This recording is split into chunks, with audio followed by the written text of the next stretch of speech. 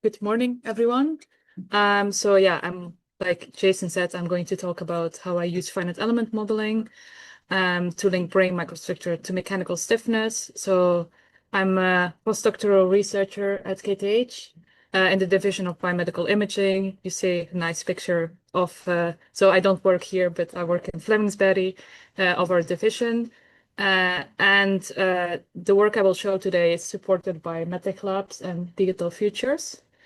Um, I want to start with like a bit like more detailed introduction because I can imagine that most people have a slightly different background than myself. So like so there are for that I want to focus first on like my title, where there are three main components, which I want to give it a bit more of an introduction, which is finite element modeling, brain microstructure, and mechanical stiffness. And I want to start with brain microstructure. What do I mean with that? So if you look for a definition, it says it's the composition and organization of the brain tissue. So when we have a brain and we zoom in on the brain, like we take a sample, then it looks quite homogeneous. But if you would take a microscope, you actually know that it's very complex, and it's a combination of a lot of different structures, including, of course, the functional units, which are the neurons. But then you also have the glial cells, which support the neurons, and then you have blood vessels. But then, importantly, you also have a lot of fluids. You have a lot of fluids inside the cells. You have a lot of fluids outside of the cells. And then you also have cerebrospinal fluid, which freely flows around the brain. And if you look at the brain from a structural point of view, then actually I often compare it with a sponge. So because when you have a sponge, it's like a structure which is very porous. If you drain it in water and you would push on it, then the water flows out. And that's an important like concept to understand when trying to understand brain from a structural point of view. But okay, so we know like you can use microscopes to measure brain, but the thing is sometimes you just want to know how the brain looks like without needing to cut out the brain. And there medical imaging comes in.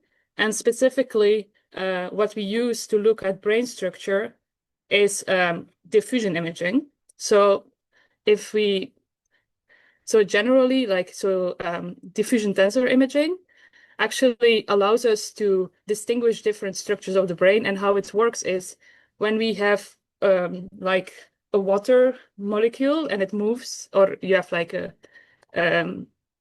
colored molecule, like generally it will move equally in all directions. Like in general, if you have a lot of molecules, they will move equally in all directions. So then we would say it's isotropic when it's not constrained.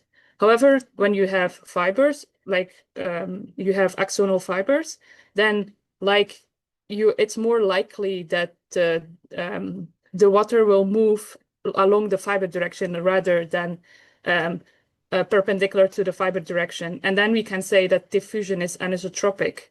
And in a way to quantify that diffusion, we have fractional anisotropy, which will be higher when there is more anisotropy. So when, for instance, when you have fibers, you expect a higher fractional anisotropy.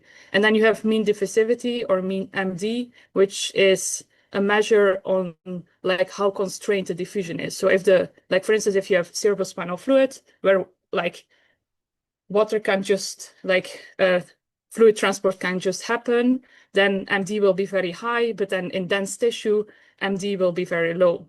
And that's how we can like distinguish, for instance, like in a map of the FA, the fractional anisotropy, we can distinguish, for instance, the corpus callosum because it's all like fibers and other. So it's a very good way to distinguish different microstructure. The thing is with this is that like you have some kind of resolution of your MR images. So like you only get like one tensor per like voxel. But sometimes your voxel doesn't just exist of fibers or dense neurons. It's often a combination of structures. And there, multidimensional diffusion imaging comes in. So multidimensional diffusion imaging is an is a technique which allows you to not just say something about the average of the voxel. Okay, it's average Van anisotropic, but it also says something about the distribution of diffusion. So it gives additional information on microscopy and size variance. And to explain these concepts, so first macroscopic fractional anisotropy. So you have like two distributions I'm showing, and both like so these anisotropic elements, you can consider them as fibers, and both have the same amount of fibers more or less. But when you would calculate the fractional anisotropy, the fractional anisotropy is actually very different because these fibers are all directed in different directions. So it would look like it's a very isotropic material, while it's actually, there are a lot of fibers. So that's why this second measure, which is macroscopic fractional anisotropy, it says something about the anisotropy of the individual components. And there you see actually that the macroscopic fractional anisotropy stays more or less the same. And then the second measure is the size variance, which, for instance, you have these tweaks, which maybe think, okay, how much is the variation in size? And we normalize that. So, for instance, in the first distribution, they're almost all the same, so the size variance is low. And then the second one, the size variance is high because there is a lot of variation in size. So these are important concepts for my further talk. And it's actually a lot of additional information, which from a mechanical point of view is also very interesting. So the next thing I want to focus on is on mechanical stiffness and what it is. So if we start with the definition, it's the resistance of the brain to deformation under stress.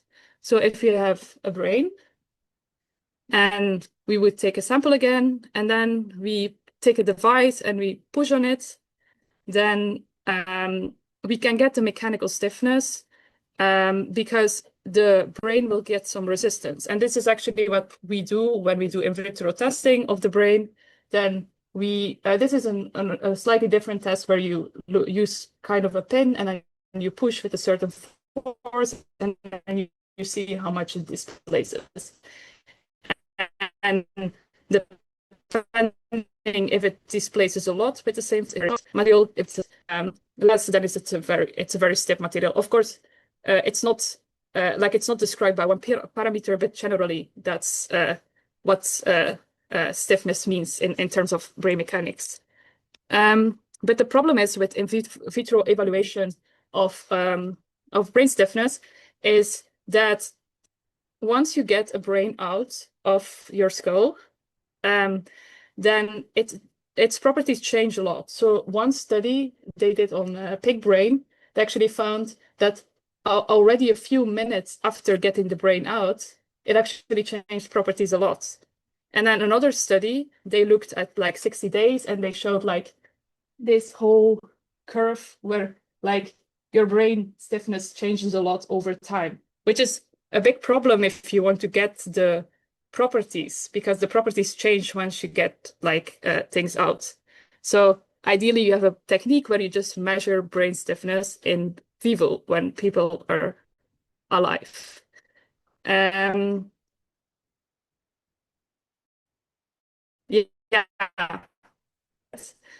So there are lots of applications for that. One thing is surgical planning. For instance, for a surgeon, it's important to know, for instance, okay, am I going to cut in stiff tissue, in less like softer tissue? It also can be interesting. For instance, in our group, we also look into tumor, distinguish tumors from other neurological tissue. So it's a tumor might be softer or stiffer. And the second one is, for instance, also when people do mechanical modeling, for instance, for design of helmets, because then they model the whole brain, and then you also need to know what are the mechanical properties. And then the third one, which is specifically of interest, in our group is looking into biomarkers for neurological disorders, because interestingly, so over time, so when you're younger, your brain is generally stiffer than when you get older. So your brain stiffness reduces with age. And the interesting thing is that in patients with Parkinson's disease, the brain becomes even more softer. And this is a of Chris was a postdoc or group. And this is actually consistent with a lot of other studies where they also found in Alzheimer's disease that the brain becomes softer compared to healthy subjects. So it might, like, that's why there's interest for it as a biomarker. The main implication is that we don't really know why it gets softer. There are theories, but there is no like real evidence for that. Okay, so we have like a need for measuring mechanical stiffness, and it would be nice if it would be in vivo, so we don't need to get the brain out to measure the stiffness. And another way to get mechanical properties of the brain is actually by using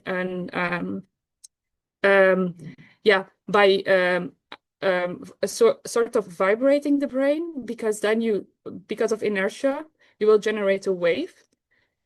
So like you actually just apply a displacement, and because of that you get a displacement field through the brain.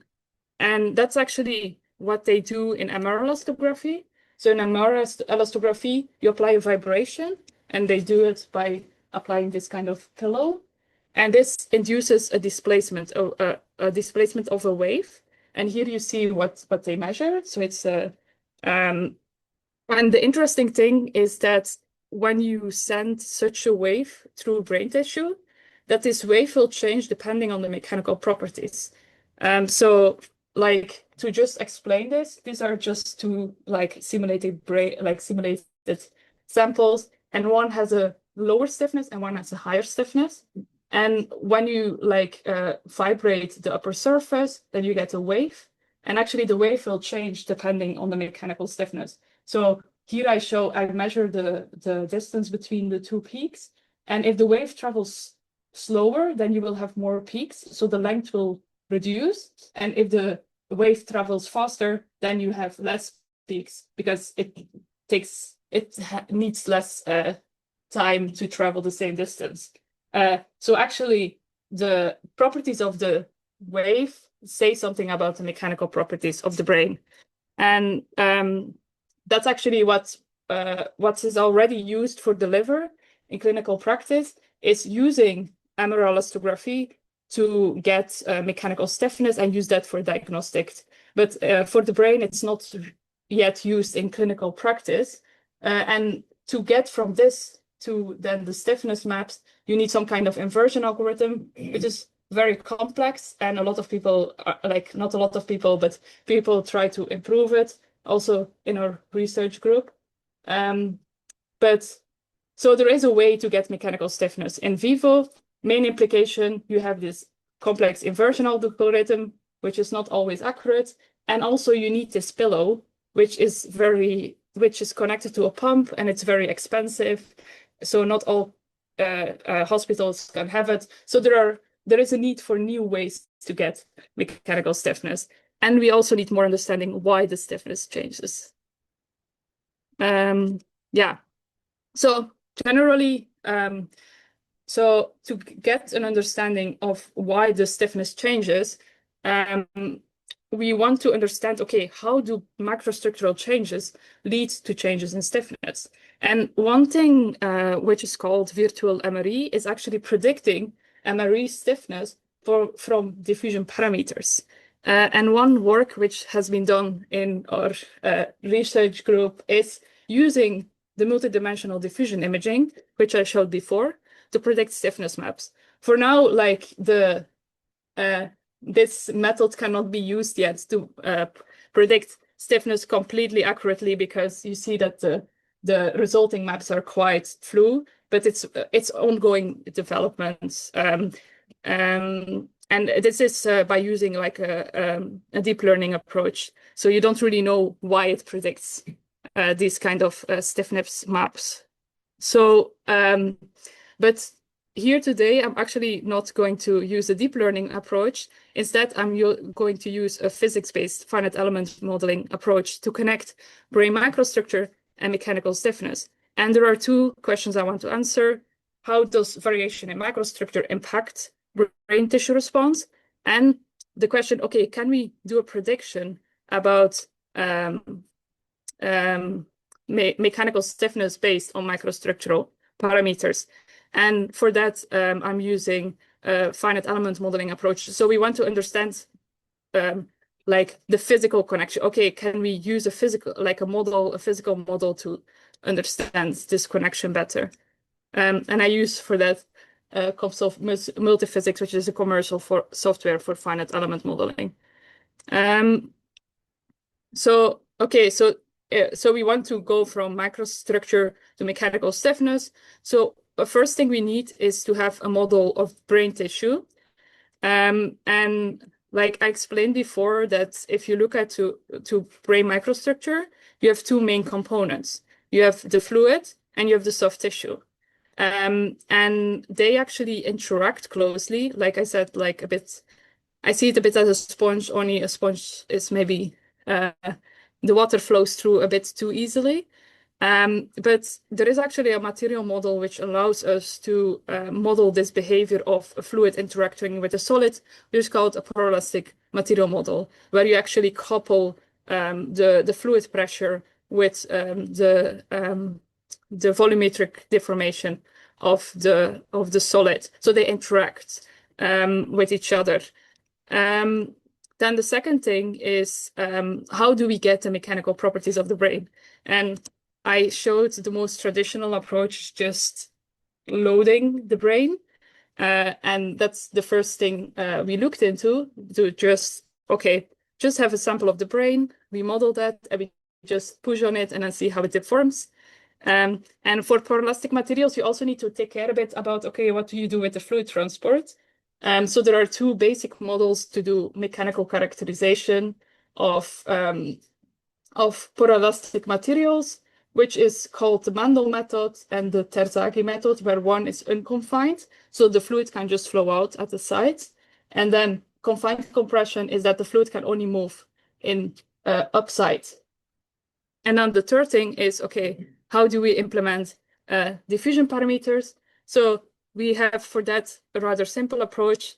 We generate diffusion tensor distributions, and we calculate the specific advanced diffusion parameters. So we have the standard diffusion parameters, which is fractional anisotropy and mean diffusivity. And then we have these more advanced diffusion parameters. And then we implement these as non-uniform distributions of material properties, because essentially we want to know what's the contribution of different microstructures to the overall mechanical response of the block. So this is just to show, like, if you just have a homogeneous material and you apply two different loading conditions, what would happen with the displacement of the top surface, which we consider as like the mechanical response of interest, to have like a reference for all studies. And you see that actually the two models have a slightly different response. The thing is, like, when you only allow fluid flow at the top first surface, it takes some time before the fluid can move out. Well, if it can move directly to the sides, then it's like the deformation goes very quickly in the beginning and then slows down. So what we like the experiment that I did, like it's a computational. It's not a real experiment, it's a computational simulation. What I did is change the permeability distribution. So just to explain what is permeability.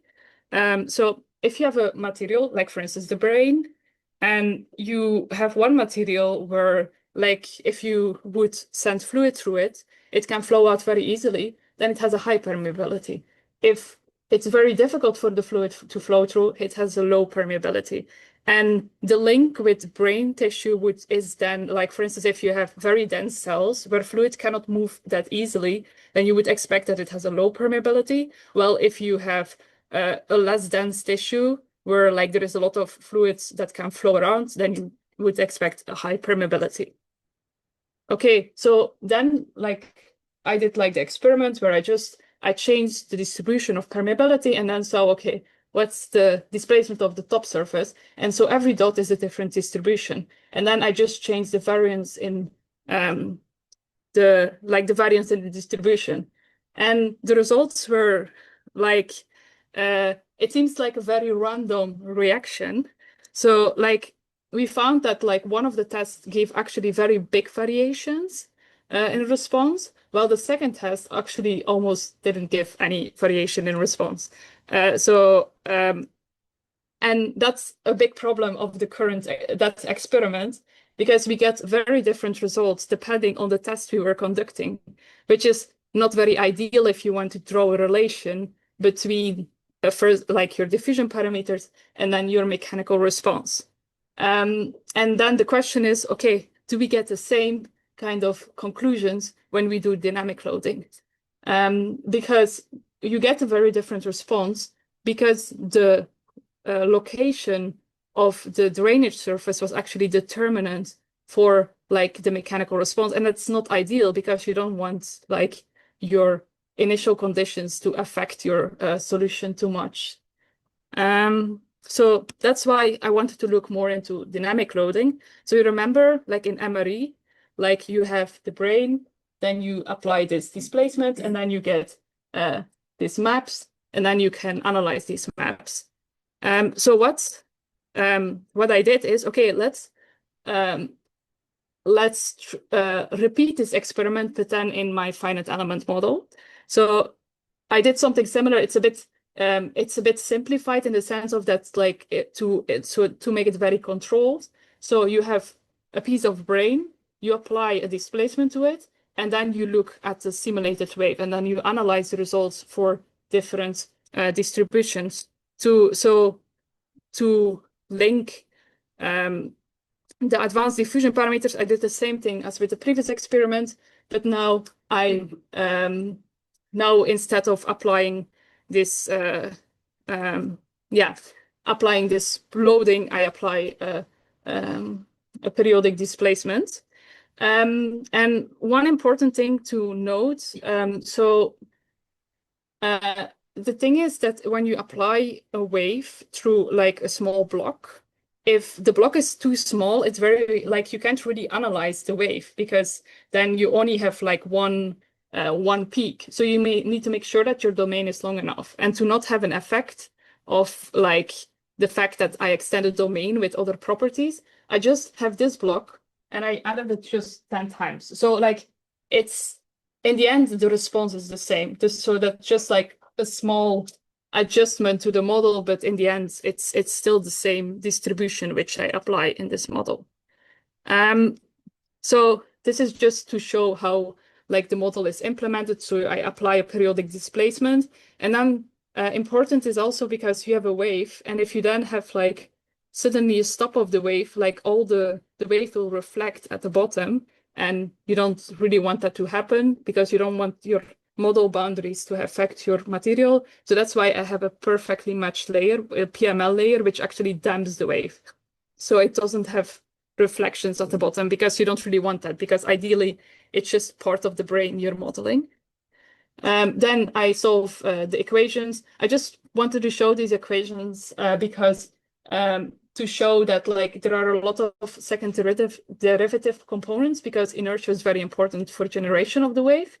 And we don't need to only have the displacement of the solid wave, the solid displacement, but also the fluid is moving, and they actually interact. So both the fluid and the solid are moving when you generate such a wave, and then you have the generation of the wave. So it looks like this. But then, of course, you have a wave, but it's a 3D. It's not as easy as a displacement of a top surface. So you need some specific parameters to analyze. So we looked into two different parameters. The first one is the distance between the two peaks, because that's the wavelength. And if you then multiply it with the frequency, then you get the velocity of the wave. And the second parameter, we look at how much the amplitude of the wave reduces, because that says something about the dissipation. So and for that so it should be an exponential, and then the attenuation is on the exponential component. And depending on the material properties, this dissipation will be more or less. And it says something about your mechanical properties. Just because such a wave is quite complex in the sense that when you implement it in a finite element model, you actually approximate the analytical solution by dividing your domain in a lot of small blocks. So it's an approximate solution, and there are a lot of numerical parameters which might play a role. So that's why the first step was a model validation, where I compared the solution I got from my finite element model with an analytical model. Was quite complicated to get it to match, but in the end, it's because some parameter definitions were a bit different, but that was an important first step to make sure that, okay, our standard model, like our standard prediction, which we have in the finite element model, is accurate. Okay, so then similar to the previous case, I wanted to do some experiments. And the first one was, okay, assume brain tissue is just very homogeneous, and you just want to know, okay, if you have 3 different brains, they have all the same properties. One is with very dense packed structures, and the other one is with slightly softer structures. What would be the impact? So like a distribution is very homogeneous. You see that the FE is 0 and the micro FE is 0 because it's isotropic. And then the size variance is very low because there is almost no variation. What would be the effect? And this is just every dot is like a different sample. And just to understand, okay, what's the relation between my parameters and then the mechanical response, to just have a reference. And so the top one is permeability. Like I explained before, it's how easily fluid can flow through my material. And the second one is stiffness. And I show it like this because, that's the resistance it's the resistance to deformation. And just an important thing is that the fact that you have this peak is in that some permeability values, it has to do with the interaction between the fluid and the solid motion, that at some point they interact more or less, and that's why you get some difference in effect. Well, this is a very logical where if your material gets stiffer, your wave will move quicker.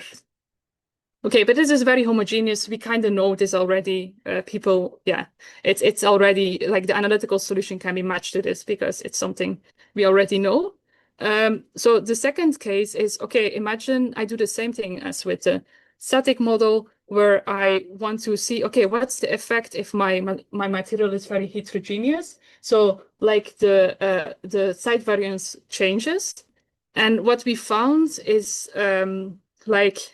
if we change the variation in size, well, our average parameters stay the same, but there is just variation in microstructure. Actually, just the variation in microstructure already induced changes in my mechanical parameters, which were relatively close, except from the attenuation, were actually quite close to a linear relationship, which was interesting.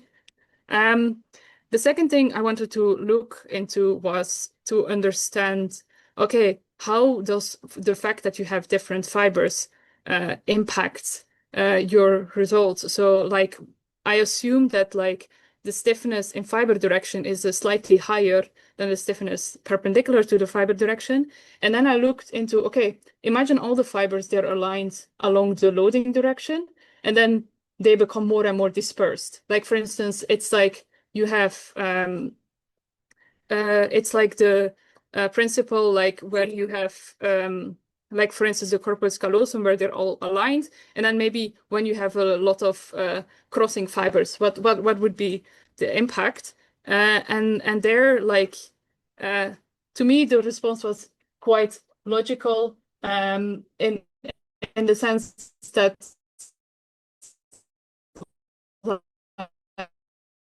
like if they are more aligned, so there will be less dissipation if you get if the fibers become more aligned.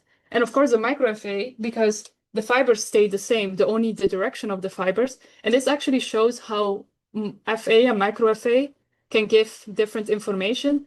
Like the micro-FA says something about how many whether I have very anisotropic tissue in general, like, and the FA says more something about the average value, for instance, that they're aligned or not.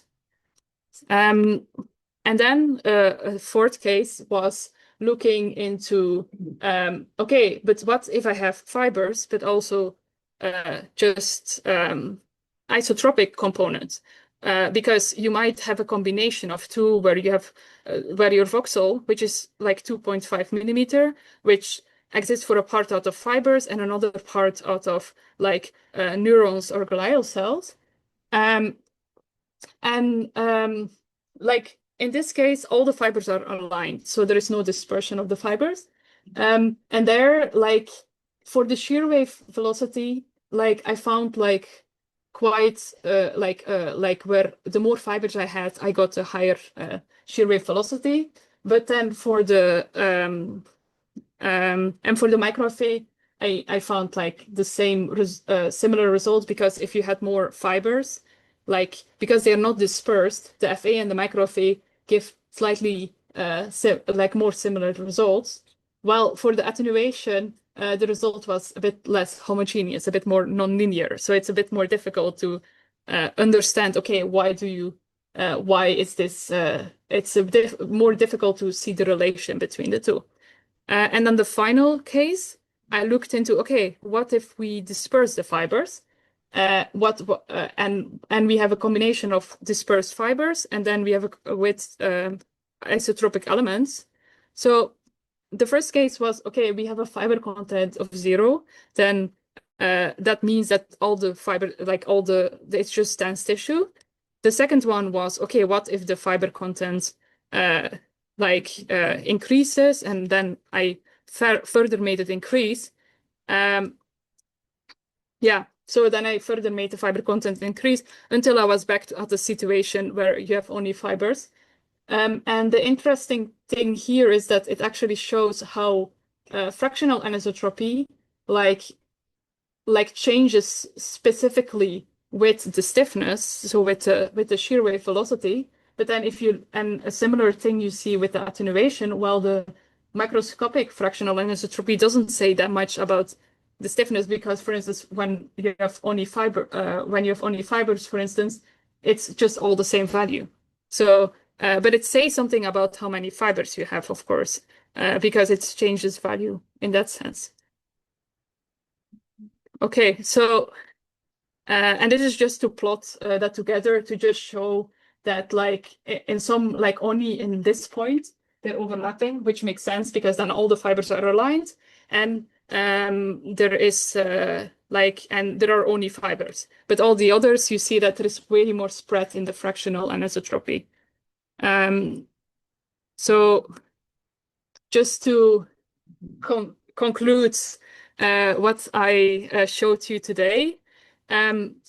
So in the first part, like I'm only going to discuss the part about the waves, because the part about the static loading was not very conclusive in the sense that like it was very variable.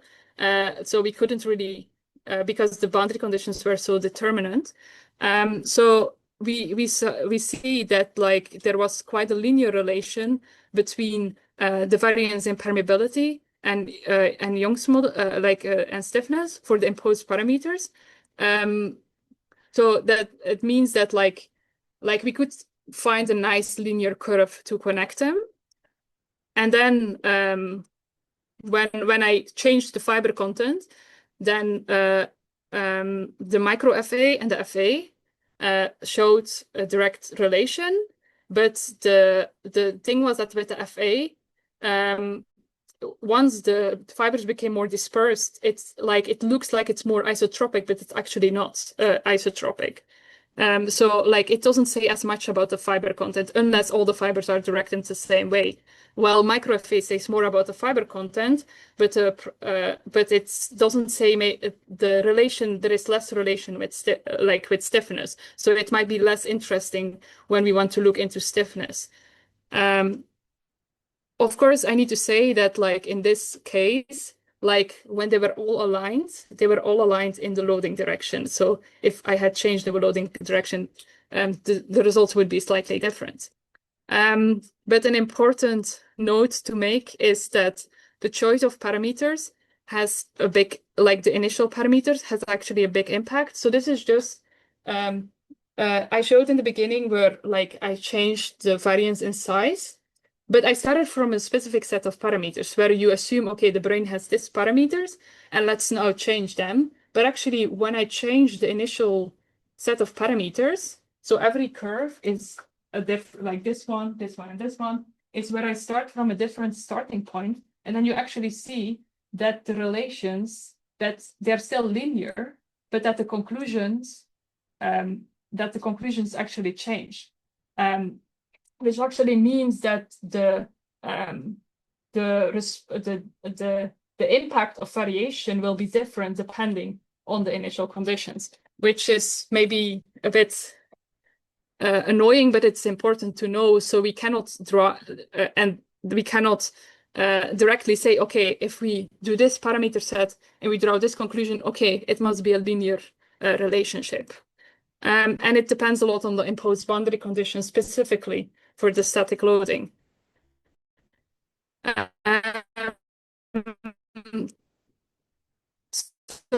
So, second question I wanted to ask. So we can better understand the relationships, but the problem is that our relation between brain microstructure and stiffness is actually very non-linear, and it depends a lot on your initial modeling choices. So you cannot say, okay, I have this initial set and I will always get this response. So it's way more complex to couple those two,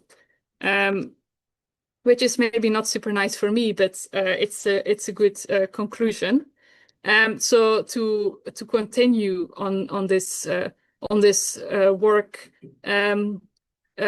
one important thing is to further evaluate the impact of modeling choice and get some like understanding, okay, how does modeling choice, like from our start, how do our starting conditions actually impact our conclusions, and that we should find different ways to actually measure to validate our experiments, like to do measurements and see, okay, are our experiments completely matching what we are observing in the simulations.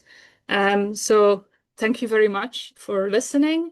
This work is a collaboration with between my division in biomedical imaging, but also the Department of Mechanics of KTH. Thank you.